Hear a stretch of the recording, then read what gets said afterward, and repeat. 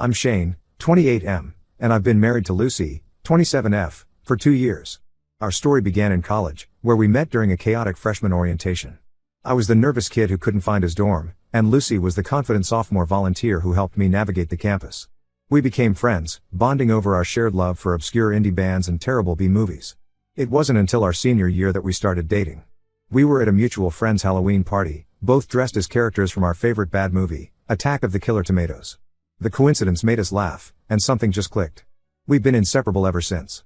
Our relationship was always easy, comfortable. We supported each other through grad school applications, celebrated each other's successes, and were there for the tough times too. When I proposed 2 years after graduation, on the same spot where we first met during orientation, Lucy didn't hesitate to say yes. Everything was perfect until my younger brother Quentin, 25M, came into the picture. To understand why this is such a big deal, you need to know a bit about our family history. Quentin and I grew up in a small town in the Midwest. Our parents ran a modest hardware store, working long hours to make ends meet. As the older brother, I often had to look after Quentin when we were kids. This responsibility, coupled with our 3-year age gap, created a distance between us that never really closed. From an early age, Quentin was a handful. He was always getting into scrapes at school, picking fights with other kids, and causing trouble around the neighborhood. I remember countless nights of our parents arguing about what to do with him, their voices carrying through the thin walls of our small house. I, on the other hand, was the good kid. I got good grades, helped out at the store without being asked, and stayed out of trouble. This stark contrast between us only widened the gap in our relationship. As we got older, things got worse. In high school, Quentin fell in with a rough crowd. He started drinking, staying out late, and his grades plummeted. I was busy with AP classes, college applications, and my part-time job at the local library. We were living in the same house, but it felt like we were worlds apart. The night before I left for college was particularly bad. Quentin, drunk and angry, accused me of abandoning the family. He said I thought I was too good for them, that I was selfish for leaving. Our parents tried to intervene, but it ended with Quentin storming out and not coming home until the next day, long after I'd left for school. During my college years, I heard bits and pieces about Quentin from our parents. He dropped out of high school, got his GED, and bounced between dead-end jobs. There were a few run-ins with the law, mostly misdemeanors that our parents managed to smooth over. I felt guilty for not being there, but I was also relieved to be away from the constant drama. It wasn't until Lucy and I got engaged that Quentin suddenly became interested in our lives. He started showing up at our apartment unannounced, always wanting to hang out. At first, I thought he was just trying to be supportive, maybe even make amends for our rocky past. But things quickly took a weird turn. One night, about a month before our wedding, Lucy told me Quentin had been texting her constantly. She showed me the messages, and they were borderline flirtatious. There were late-night texts asking what she was doing, compliments on her photos, inside jokes I wasn't part of. It made me uncomfortable, but Lucy assured me she had been keeping things friendly but distant. I confronted Quentin about it, cornering him after a family dinner. He laughed it off, saying he was just being friendly, trying to welcome Lucy to the family. He accused me of being paranoid and possessive. I told him to back off, and he seemed to listen, but there was a glint in his eye that made me uneasy. The wedding day came, and to my surprise, Quentin was on his best behavior. He gave a nice speech, cracking jokes about our childhood and welcoming Lucy to the family. He even helped with some last-minute arrangements when our flower delivery was late.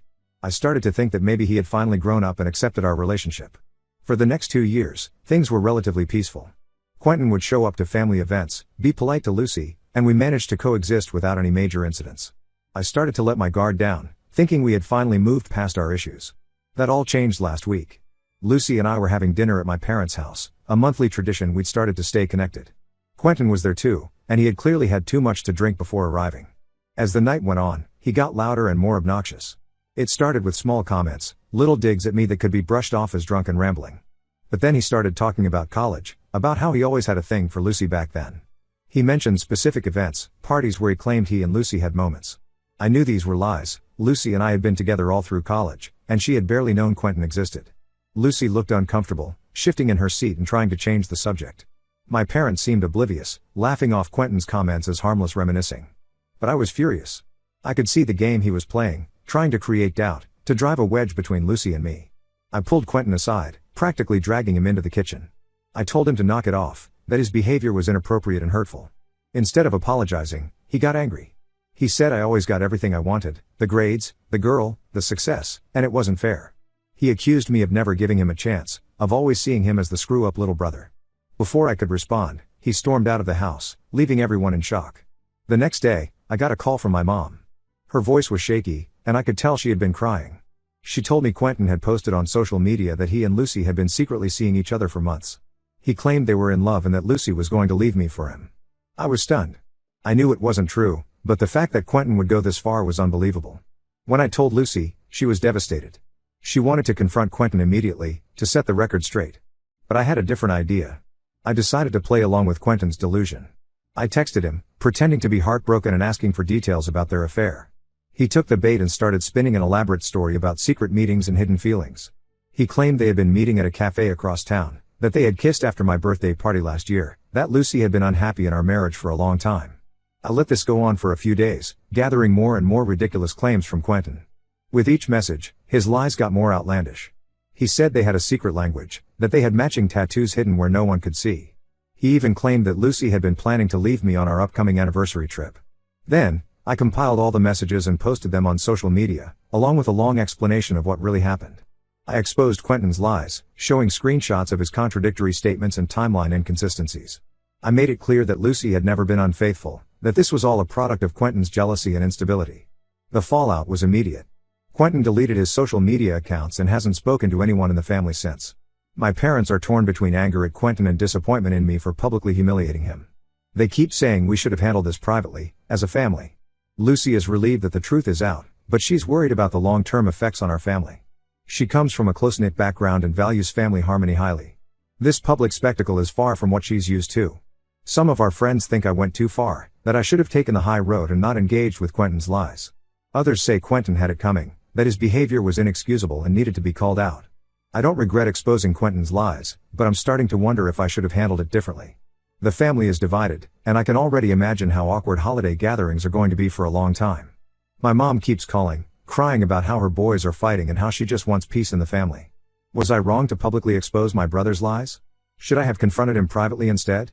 I'm not sure how to move forward from here, but I know I need to do something to fix this mess. The thought of losing my brother, despite our troubled history, is harder to bear than I expected. But I also can't stand by and let him disrespect my marriage and spread lies about Lucy. I find myself staying up late, replaying childhood memories, wondering where things went so wrong between Quentin and me. Could I have been a better brother? Should I have tried harder to stay connected during college? Or was this inevitable, given our different paths in life? Lucy has been my rock through all of this, but I can see the toll it's taking on her too. She didn't sign up for this family drama, and I worried that it might change how she sees me or my family. We've talked about starting our own family soon, and now I'm worried about what kind of Uncle Quentin would be, if he's even in the picture at all. I'm lost and confused, caught between protecting my marriage and salvaging my family relationships. Any advice would be appreciated.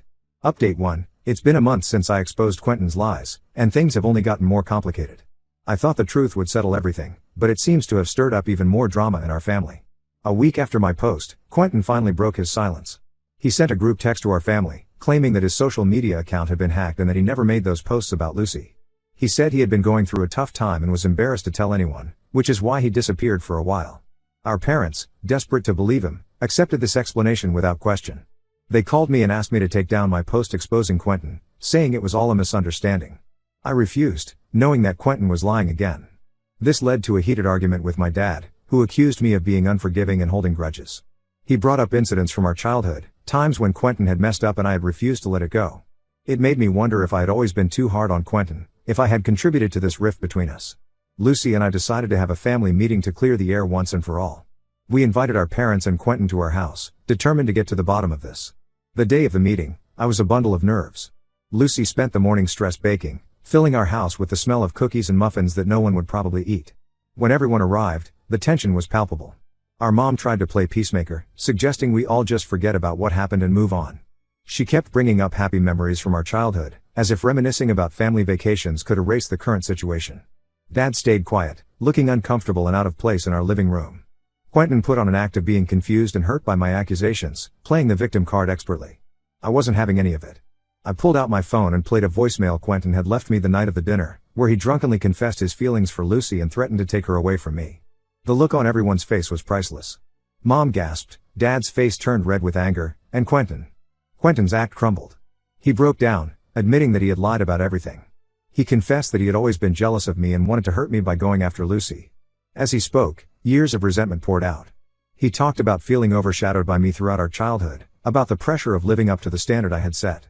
He revealed that he had been fired from his job months ago for inappropriate behavior towards a coworker, and had been lying to everyone about still working there. Our parents were shocked into silence. Mom started crying, saying she had failed as a mother. Dad looked years older, the weight of Quentin's revelations visibly crushing him. They had always seen Quentin's troubles as just a phase, something he would grow out of.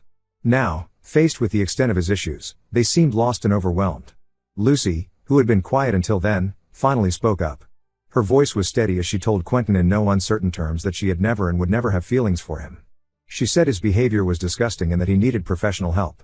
She also called out our parents for their enabling behavior, for always making excuses for Quentin instead of holding him accountable. The meeting ended with Quentin storming out, our mom in tears, and our dad looking defeated. They left soon after, saying they needed time to process everything. The house felt emptier after they left, the weight of unresolved issues hanging in the air. In the days that followed, we learned more about Quentin's situation. Our cousin told us that Quentin had been spiraling for months. He had been drinking heavily, picking fights in bars, and burning bridges with friends. The story about being fired was just the tip of the iceberg. Our parents, finally seeing the extent of Quentin's problems, have been trying to get him to seek help. So far, he has refused, blaming everyone else for his problems. Mom calls me daily, oscillating between defending Quentin and asking for my advice on how to help him. Dad has retreated into himself, spending long hours at the hardware store, avoiding the family drama. Lucy and I are still processing everything. We're relieved that the truth is out, but the whole situation has left us feeling drained. The stress has affected us in unexpected ways. Lucy's had trouble sleeping, often waking up from nightmares about Quentin. I find myself second-guessing every interaction I have with my family, wondering if I'm being too harsh or not firm enough. We've decided to take a short trip, just the two of us, to get away from all the drama and reconnect. We're going to the beach town where we had our first vacation as a couple. I'm hoping the familiar surroundings and happy memories will help us reset and figure out our next steps. I'm still not sure if I handled everything the right way, but I don't regret standing up for my marriage. The road ahead looks tough, especially when it comes to family relationships, but Lucy and I are determined to face it together. We've started discussing boundaries, how much we're willing to engage with Quentin in the future, what kind of relationship we want with my parents moving forward. As we pack for our trip, I find myself reflecting on the nature of family. Is blood really thicker than water? At what point do you prioritize your own peace of mind over family harmony? I don't have the answers yet, but I hope this time away will provide some clarity. The whole situation has made me appreciate Lucy even more. Her strength and support through all of this have been unwavering. It's reinforced my belief that marrying her was the best decision I ever made. Whatever happens with Quentin and my parents, I know that Lucy and I can handle it together. Update 2. It's been 6 months since my last update, and a lot has changed. Our family is still dealing with the aftermath of Quentin's actions, but we're slowly finding a new normal. After our confrontation, Quentin disappeared for a while. We later found out he had gone on a drinking binge and ended up in the hospital. It was a scary few days, waiting to hear if he would be okay. Despite everything that had happened, the thought of losing my brother hit me hard. It brought back memories of us as kids, before all the rivalry and resentment set in. This incident was the wake-up call Quentin needed. He finally agreed to get help and checked into a rehab facility. The program was intensive, requiring a 90-day stay with limited contact with the outside world. It was tough, but it gave all of us time to process and heal. While Quentin was in rehab, Lucy and I focused on strengthening our relationship. We went to couples counseling, not because we had problems, but because we wanted to make sure we had the tools to handle any future family drama. It's been incredibly helpful. We've learned better communication techniques and how to support each other through stressful situations. Our parents have been going through their own journey. They've been seeing a family therapist to work through their feelings of guilt and confusion. Mom called me one night, crying, admitting that they had failed both Quentin and me in different ways. They've apologized to Lucy and me for not believing us initially and for enabling Quentin's behavior over the years. Watching my parents grapple with their past mistakes has been eye-opening. It's made me realize that they're human too, doing their best with the tools they had. It doesn't excuse their actions, but it helps me understand them better. About 2 months ago, Quentin completed his rehab program. He reached out to me, asking if we could talk. I was hesitant, but Lucy encouraged me to hear him out. She reminded me that this could be a turning point for our family. We met at a neutral location, a park near our old high school. It was surreal, sitting on the same benches where we used to hang out as teenagers, now as adults trying to mend our broken relationship. Quentin looked better than he had in years. The rehab had done him good, he was clear-eyed and steady. He apologized for everything, the lies, the manipulation, the hurt he caused. He admitted that he had been dealing with undiagnosed depression and anxiety for years and had used alcohol to cope. He talked about the work he'd done in rehab, confronting his jealousy and resentment towards me. He acknowledged that he had always felt like he was living in my shadow, but realized that was his perception, not reality. I listened to him, letting him speak without interruption. When he finished, I told him that while I appreciated his apology, it would take time to rebuild trust. I made it clear that his relationship with Lucy and me would never be the same, but if he continued to work on himself, we could potentially have a cordial family relationship in the future. Since then, Quentin has been making efforts to make amends. He's been sober for 4 months now and is attending regular therapy sessions. He's also started volunteering at a local animal shelter, which seems to be giving him a sense of purpose. Seeing him take responsibility for his actions and actively work on improving himself has been both surprising and encouraging. Lucy and I have cautiously allowed Quentin back into our lives, but with clear boundaries. He's not allowed at our house unless invited, and we don't spend time with him one-on-one. So far, he's been respecting these boundaries, which is a positive sign. Our extended family has been supportive throughout this process. They've rallied around us, offering help and understanding. My aunt, who's a social worker, has been particularly helpful in guiding us through this reconciliation process. It's brought some of us closer together, which has been an unexpected silver lining. As for Lucy and me, we're doing better than ever. Going through this ordeal has made our relationship stronger. We've learned to communicate better and to always have each other's backs. We've also started talking about our future more concretely, discussing career goals, where we want to live long term, and when we might start a family of our own. We're not naive enough to think that everything is perfect now. We know there will be challenges ahead, especially as we navigate family gatherings and holidays. But we feel equipped to handle whatever comes our way. This experience has taught us a lot about family, trust, and the importance of addressing issues head-on. While I wouldn't wish this situation on anyone, I'm grateful for the growth it has brought about in all of us. Update 3, it's been a year since my original post, and I wanted to give one final update on our situation. Quentin has maintained his sobriety and has been making steady progress in therapy. He's got a new job at a local community center, working with at-risk youth. It seems like he's found a way to use his past experiences to help others, which has been great for his recovery. He's even started dating someone he met through his volunteer work at the animal shelter. While our relationship is still not what it used to be, we're in a much better place. We can now have family dinners without tension, and Quentin has shown genuine remorse for his past actions. Last month, he gave a speech at his AA meeting and invited me to attend. Hearing him take responsibility for his actions in front of strangers was a powerful moment for both of us. Lucy and I have some big news. We're expecting our first child. We found out a couple of months ago and we're over the moon. The journey to this point hasn't been easy. After everything that happened with Quentin, we had to have some serious conversations about bringing a child into our complicated family dynamic. But ultimately, we decided that our love and commitment to each other was strong enough to handle anything. When we announced the pregnancy to the family, everyone was thrilled, including Quentin. He congratulated us sincerely and even offered to help set up the nursery. It was a small gesture, but it meant a lot coming from him. Our parents have come a long way too. They've become more aware of their past enabling behaviors and have been working hard to treat all their children equally. They're excited about becoming grandparents and have been incredibly supportive. Mom's already knitting baby blankets, and Dad's been researching the safest car seats on the market. As for Lucy and me, this whole experience has only made our bond stronger. We've learned to face challenges together and come out stronger on the other side.